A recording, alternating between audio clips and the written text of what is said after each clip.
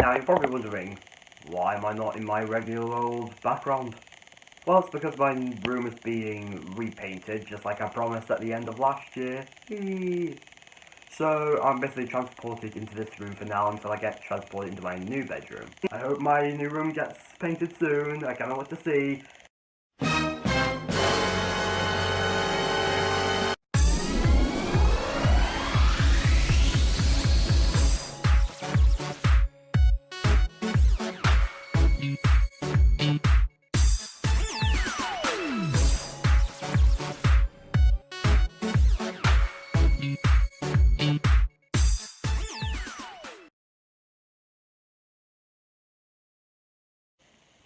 Hey guys, it's Daniel here, and I'm in my new room. Yay, I'm in my new room, just like I mentioned in my review of The Shining. But there's still a lot of stuff that will come into the room at Christmas time, so I am going to be making videos in this location of my room. My computer is now next to my door, my wardrobe is now next to me, my TV's over there, my bed is there, and basically some parts of my room is now displaced. So let's get into this movie review, and today I'm going to be reviewing the third movie adaptation of the Nickelodeon cartoon series, the SpongeBob movie, Sponge on the Run. So the SpongeBob movie starts off with, of course, SpongeBob himself going to the Krusty Krab, and he loves his pet snail, Gary, ever since they met at summer camp. But one day, Plankton suddenly decides, you know what? In order to steal the Krabby Patty formula, I need to get rid of SpongeBob. So he ends up kidnapping Gary and taking him to the lost city of Atlantic City, to the king, Poseidon, who is the king of Atlantic City. So SpongeBob and Patrick must team up to go on a road trip to Atlantic City to retrieve Gary. But in the middle of all this, they get caught, and now there's like a courtroom to decide whether or not SpongeBob should be killed or should be left alive. And then his friends come and they like talk about stuff about how good SpongeBob is as a sponge, and it does kind of lose focus, and it doesn't really know what kind of story it wants to tell anymore. Now, we cannot forget the character or the show of SpongeBob SquarePants.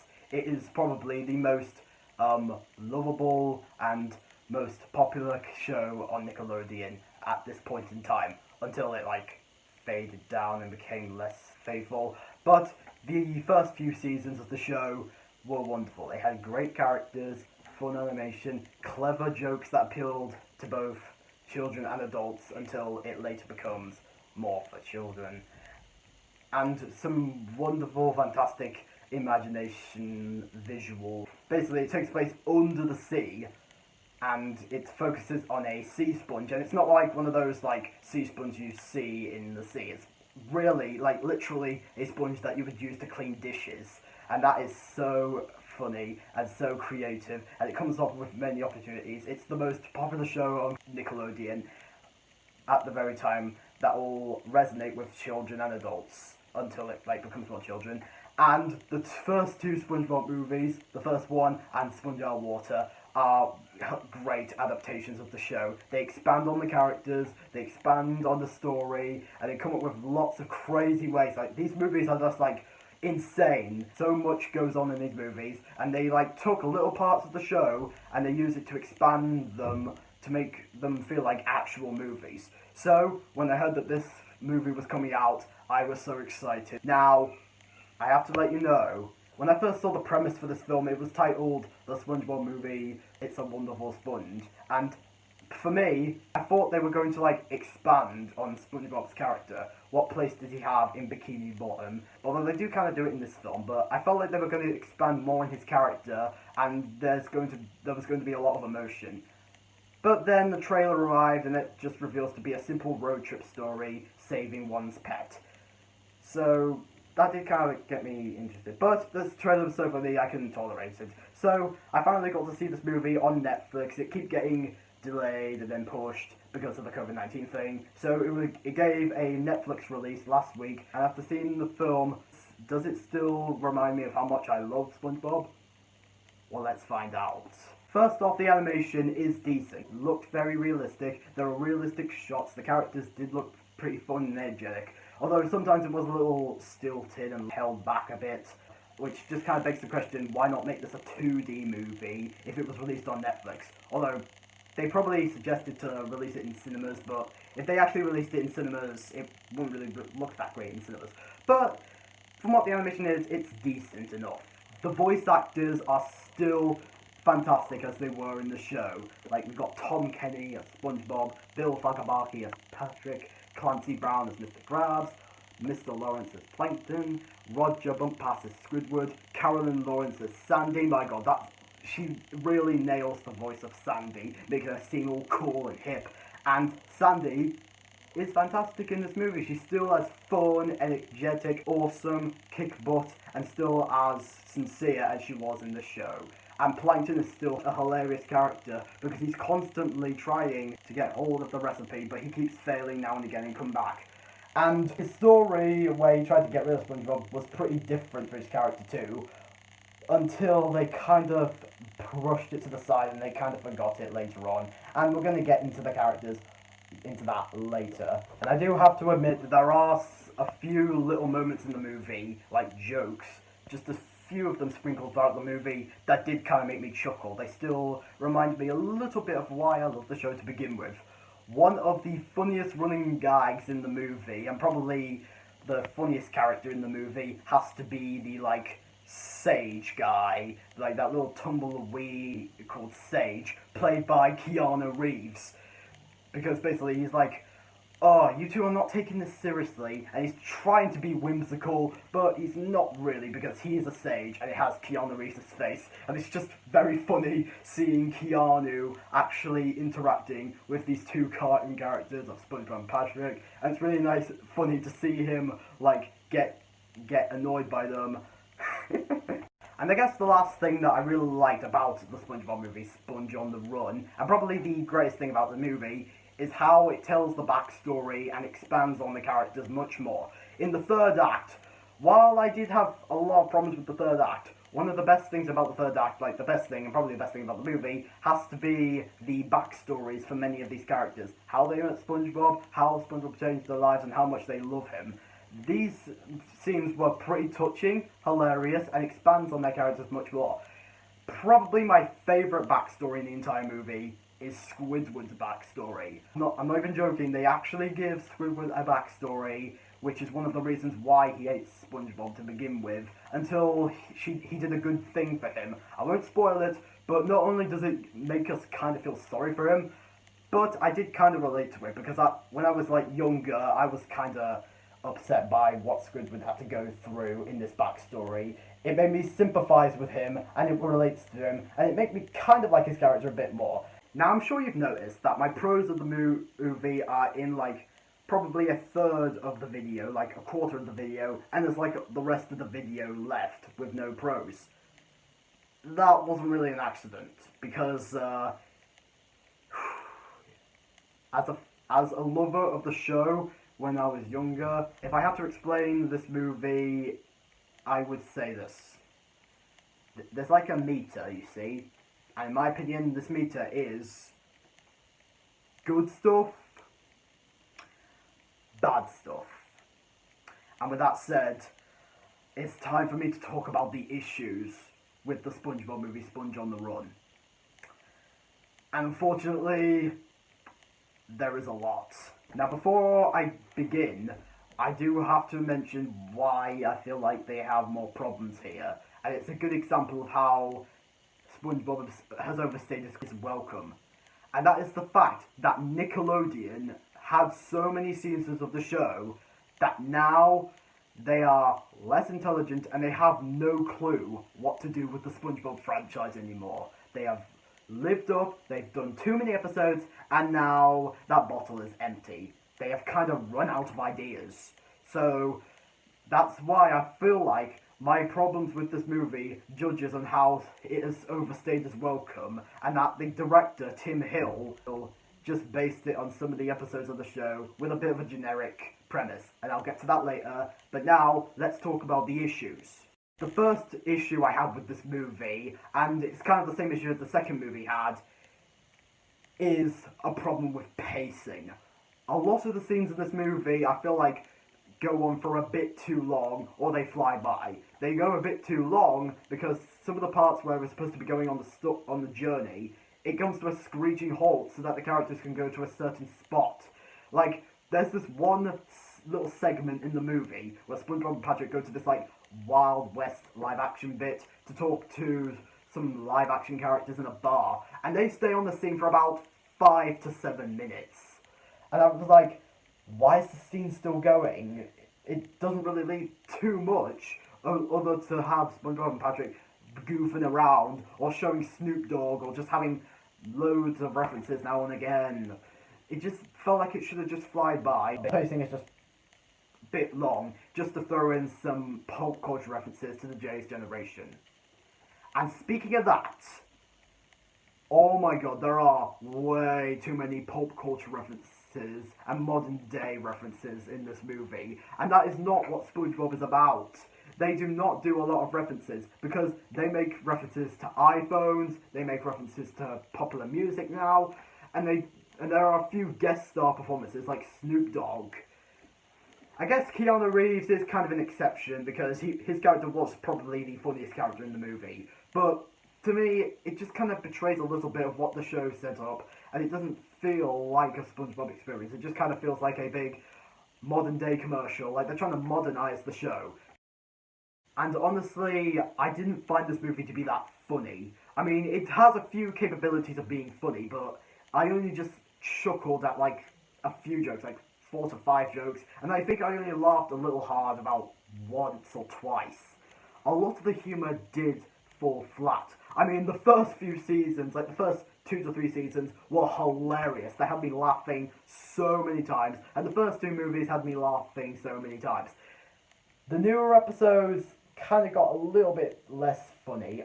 I mean, I haven't seen any of the new episodes, so yeah. This movie doesn't really land. I mean, some of the jokes go on for a bit too long and some just don't land. And again, it just gives a bit of an excuse to throw in a big hip, cool music choice and singers stars in the movie. So, and again, it's just not what SpongeBob is about. And honestly, the comedy is just weighing fast.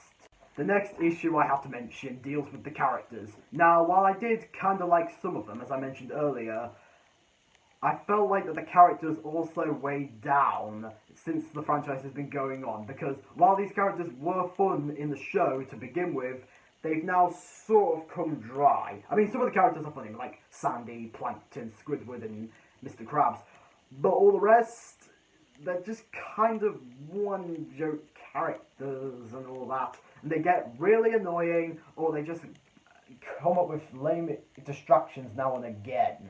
SpongeBob is ridiculously more annoying than he has ever been. In the original show, and in the first 2 movies, while his character can get a little bit annoying, he had so many determination and lovability to him, and caring side to him, that made us like him and want him to succeed throughout the situations in the films. In this one, he kind of does the same, but he's more interested in, like, oh my god, Gary's missing, I have to go save him. Oh, what am I going to do? Gary's not going to find. Oh, Patrick, you're so stupid. Oh, Gary. The many times SpongeBob keeps mentioning Gary in this movie and how he needs to find him, it can get a bit flat. Speaking of that, if his goal in this movie is to retrieve Gary, then why does he spend so much of the movie getting distracted? I mean, yes, that's the point of the story, he's supposed to get distracted, but it just kind of falls flat. Like, he's gambling instead of looking for Gary in Atlantic City, and he's spending most of the movie bickering with Patrick a lot. And it just kind of gets flat, and it makes his character less interesting. And plus, I honestly have no idea what his motivation is supposed to be. Like, he doesn't really have much of a character arc. In the first movie, his character arc was, wait, people think I'm a child. People treat him for being a kid, and now he wants to prove them that he's an adult. But by the end of the film, throughout all of the adventure, he learns that even kids can achieve big goals if people believe in them, and he finally proves that at the end. In the second movie, he was trying to keep all his friends together to become a team. He does kind of feel like it's not working at first. Like, he can't put Plankton in his team, and he can't form a team or be a good leader. But by the end, when they defeat Metalbeard, he proves that he can be a strong leader, and he finally gains Plankton's trust, and now they have been a team. In the third film, I honestly don't know what his motivation is supposed to be. Is his motivation to save Gary? Is his motivation to prove that he's a good person? Like, what is his character arc in this movie? The character doesn't grow, he's really annoying. I think it's time you and I have had a talk, SpongeBob, because your upcoming childish nature has gotten a bit out of hand. The same can go for Patrick. Now, while I think that Patrick's a little bit funnier than SpongeBob, again, he's just a bit more annoying, and he's too distracted, getting distracted by other things, just like he is. And one between them in this movie is a little hit or miss. I mean, they do have a few funny scenes now and again. I mean, the whole ironing thing where SpongeBob's like, I like your sense of irony, Patrick. And then Patrick irons a jumper and he says, thank you, I like my sense of ironing too. That scene was kind of funny, but really the issue is that that scene was already in the trailer. And again, their relationship just a bit hit or miss. And there's this whole subplot about them drifting apart and getting into arguments. But that subplot is so pushed to the side, and it's never brought up again later on in the movie after that whole prison scene. It just makes them kind of annoying, and it kind of makes their little distractions and arguments a bit pointless to the story. And the main antagonist of this film, King Poseidon, is without a doubt one of the most forgettable characters in the franchise, because he is completely cliche and forgettable. Not only is he, again, cliche, not only is he just another one of those kings that likes to look good when sometimes he's apparently not, but he's just a bit too wacky and goofy, and he just comes off as a very uninteresting and forgettable main villain. I mean, his motivation is just to look good. Like, he uses Gary like a sort of face wash thing to make him look young.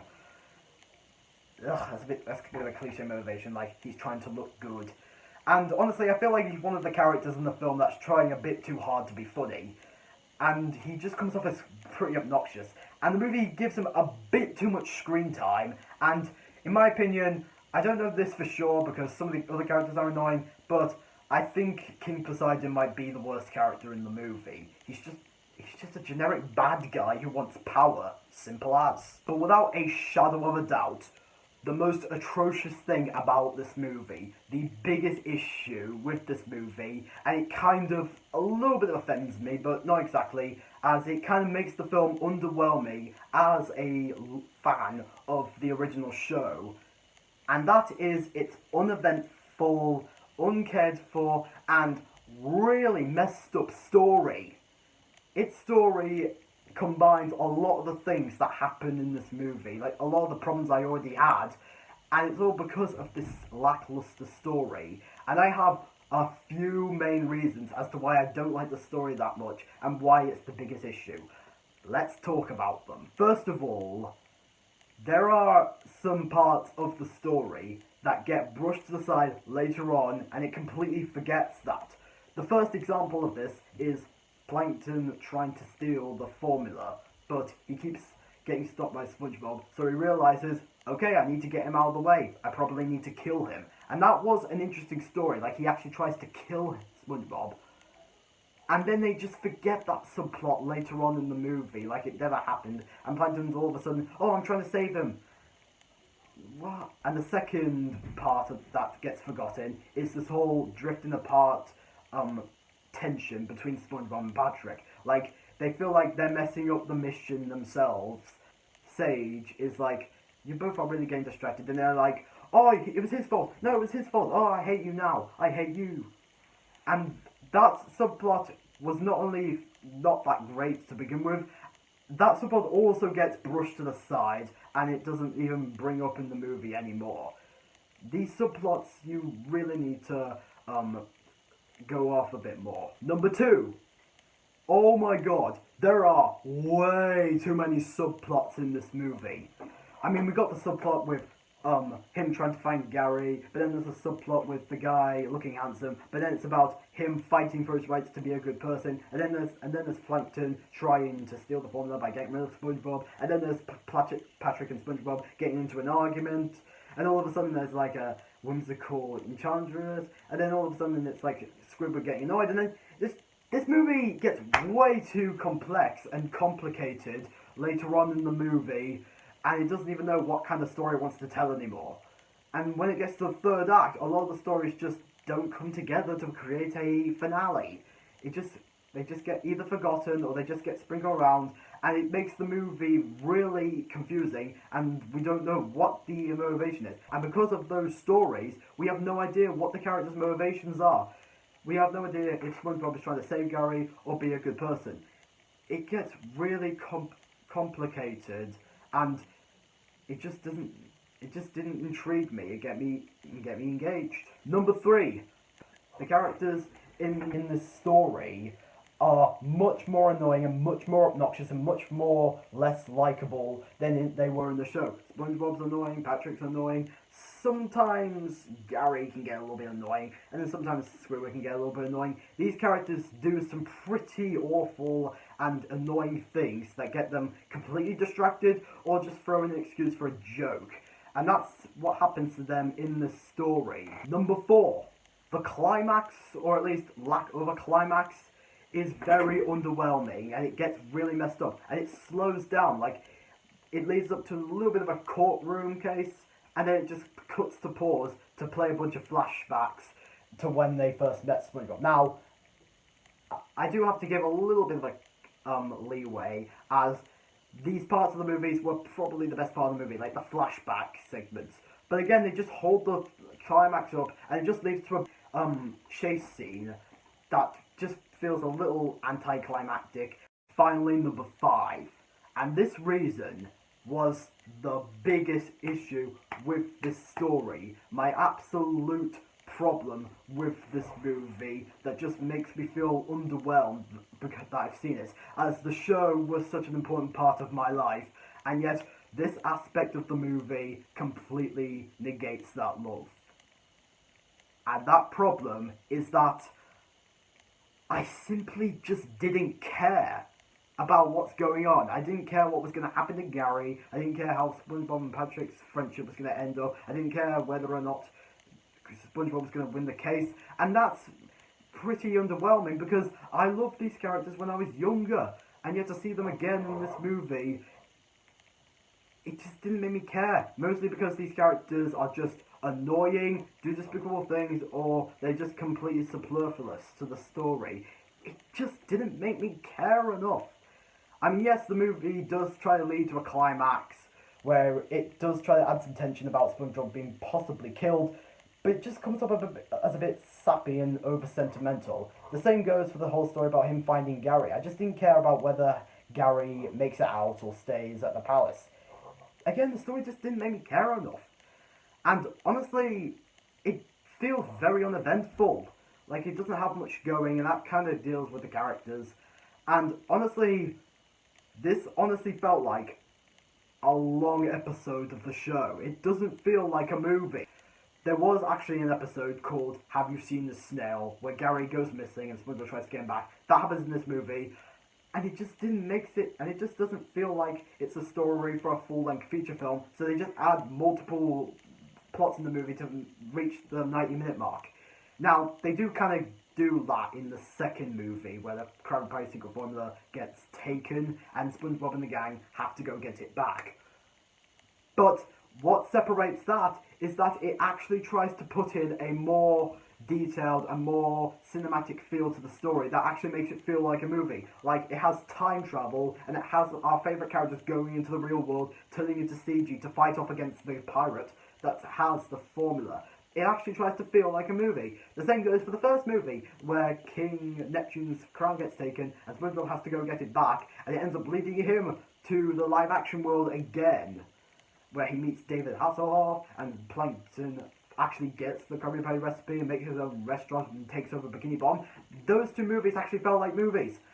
This one just feels like a complete long hour-and-a-half episode of SpongeBob, and it just didn't make me care. This story honestly didn't work, and not only that, but at first I thought this movie was going to focus on SpongeBob's tragic life and how he would fit into Bikini Bottom, but it just goes into a completely different direction. And if they did focus on how SpongeBob met the gang and he can't fit into Bikini Bottom, but he finds a way to fit and he has so many emotional moments, the story would have worked.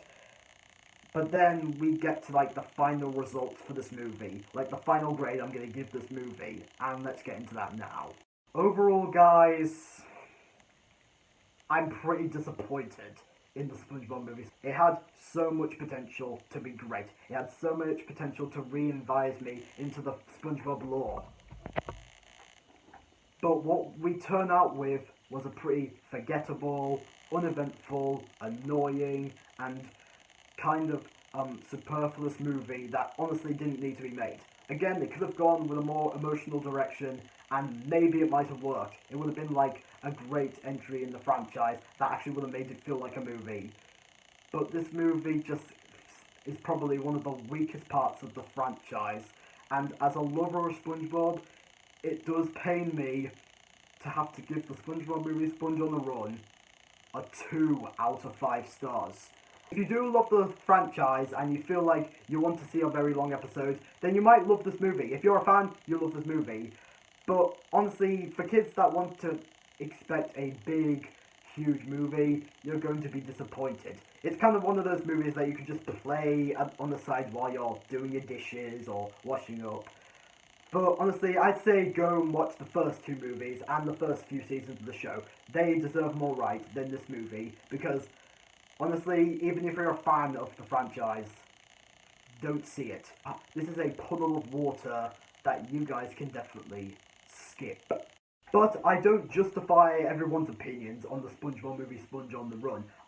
I would like to know what you guys think about the movie. Are you a fan of the show and you love the movie, or were you bored by it and you didn't think it was that good? And who is your favourite character in the SpongeBob franchise?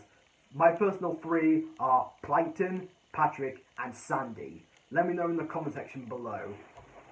Now, I am in a new room, and I cannot wait to do some videos here, and I cannot wait for my new desk to arrive. Although, maybe it's arrived, I just haven't known. If you really like this video and want to see more, click the subscribe button, hit the like button, and hit the bell notification to see more. And I'm Daniel, reviewing movies, TV shows, doing videos. Peace out, man.